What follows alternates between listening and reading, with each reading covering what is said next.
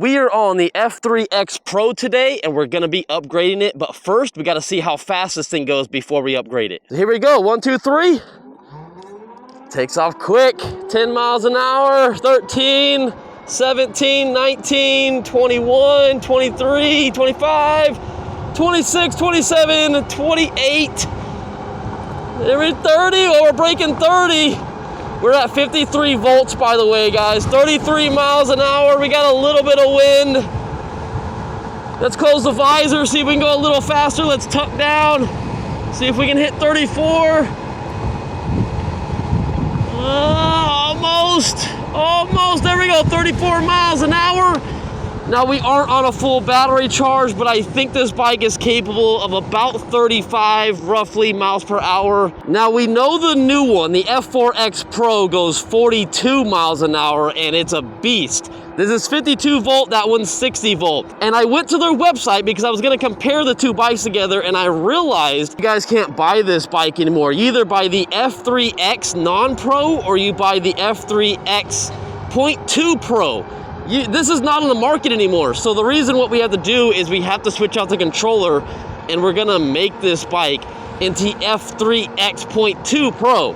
That's basically what we're doing in today's video. There we go, there's 35, awesome. All right, cool, we have a baseline. This bike hits 35 miles an hour. Nice and smooth too, no issues. I'm curious to see if we get any more power. We're not getting any more voltage out of it. We're just gonna get probably more torque, probably. So without further ado, before we kill the battery too much, let's go back to the house. Let's switch out this controller, see what else we gotta change as well. We might have to change the display, I'm not sure. And then we'll take it back out for a spin. We'll see how fast it is. Let's do one more quick pull for measure. Here we go, let's test it out. Boom. Decent torque still. Even after riding the F4X Pro, this is still a beast of a bike. It still takes off perfectly fine.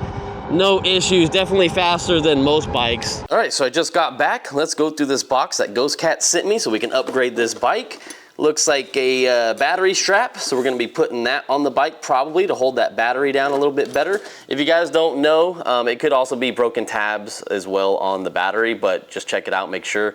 On most of the Ghostcat bikes I've got, the batteries have a little bit of shake on the rail, so just keep in mind, especially with the F4X being with a bigger battery, it definitely has a lot of wobble on there. So I like this strap. It just kind of secures you, make sure that that battery is not gonna come off on you. And then let's see what else we got in here. I see a brake light. I didn't know we were gonna have to change out the brake light. All right, so that's something we're gonna have to do. Next thing in here is a display. Now, I did have a feeling we were gonna have a display that we had to change because it's probably gonna have different settings for the new controller.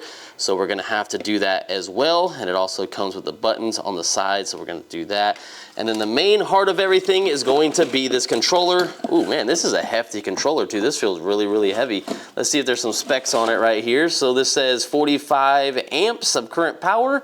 And this is manufactured actually not too long ago. And this is a 52 volt controller, keep in mind. It looks exactly like the 60 volt controller, just a little bit less power. But this is definitely going to wake up that bike over there. So I guess the first thing I gotta do is take off the seat to access the controller. Now, you might think you can get to the controller from the bottom, but the bolts are actually through the top. 12 seconds later. All right, so I got that seat off, and this is how the bike looks without the seat on there. It looks pretty cool. I love the frame design.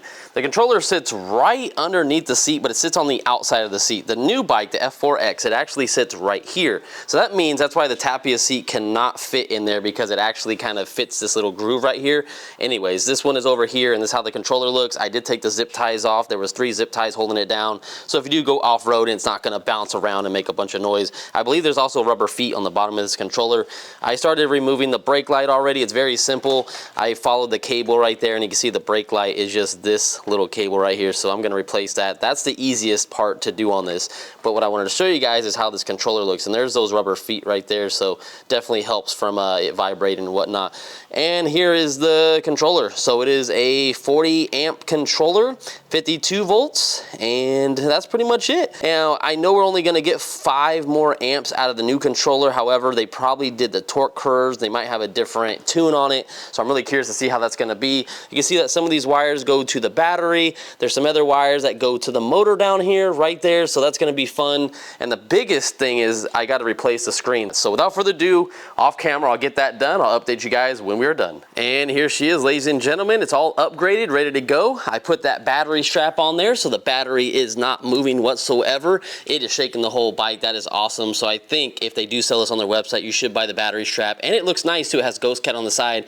What's not nice is I went to charge this bike, and when I plugged in the charger, this whole entire piece snapped off. So all this right here, I had to pull this out, so that's kind of why it looks like that right now. So I'm gonna contact the company, see what they say, see if that's something that's happened to you guys. I've actually never had that happen on any of my bikes before. But anyways, without further ado, let's go ride this thing and see the power difference and if we got any more top speed. All right, so let's see how this thing does. Just left my house. Our original speed was 35.05, so exactly 35 miles an hour.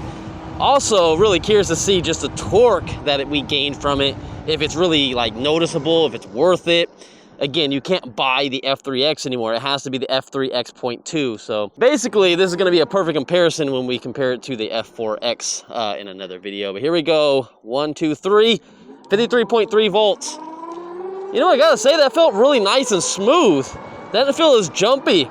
22, 23, 25, 26, 28. Let's close my visor. Definitely feels like it's picking up on the higher end better, but the low end actually felt more smooth and calm. So 33, 34. Remember, we were struggling to hit 34 earlier, but it did hit 35 at one point in time. Come on, we can do it. There's 35, 34, 35. Now, this controller isn't guaranteed to get any more speed, but sometimes with a higher amp controller, you can get a little tiny bit more. But I'm noticing the bike actually feels smoother. Like, the throttle feels much smoother. It feels like a more calmer bike to me. I could be completely wrong. You guys can go back in the video and kind of verify this as well. I'll do this one more time. Whoa. Love the brakes on the Ghostcat bike. So let me do this one more time and watch the speed and go back in the video and see which one's faster. Here, 1, 2, 3. All right, well, it did try to lift up there a little bit because I was sliding back on the seat, but that's 15, 18, 20, 23, 25, 26, 28. I love that the displays are pretty accurate. This one is faster, but they match up exactly the same. So 34, it gets to 34 quick, and then it kind of struggles to hit 35. But yeah, it seems like the exact same top speed. Let's go in here really quick and see. 35.05, so yeah, we haven't went any faster. And I gotta say, I don't know if I got more torque out of the bike or not. We're sitting at 52.6 volts. I did charge it just a little tiny bit. I only got 1 volt out of it just to kind of bring us back to where we were when he started this video. But I don't know, it just feels kind of tame and quiet to me. It's just chill, like, I don't know. It's really chill to me. It didn't feel like I was expecting a little bit more, I guess. I'll be honest, I don't really know what I was expecting. I just thought I was gonna have to kind of hold it down like the 60 volt one where it's like, it really pops up. I understand, 52 volt to 60 volt, I get it, but you know, going up 5 amps, I mean, it's not much, but it's something. But I don't know if I actually noticed a difference or not. You guys have to go back in the video and see. But at least we know we have a fair comparison from this one to the one we're gonna be comparing it to, the brand new one that just came out. It's an awesome bike. If you guys are looking at buying either one of these, you can't go wrong. So if you can't afford the one that's $3,000, which technically is like $2,900 after my discount code or somewhere around there, you can always buy this one. It's cheaper. I think it's about $2,500, $2,600. You're not gonna go wrong with this one. And you're gonna get the same amount of range, because the other one does have a bigger battery, but keep in mind it has way more power and it's gonna have more voltage draw, more voltage sag.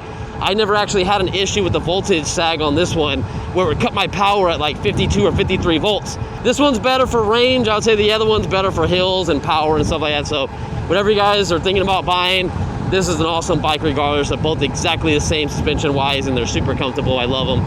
So I'll see you guys in the next one. You guys are the true MVPs for sticking around for this quick video just to test it out.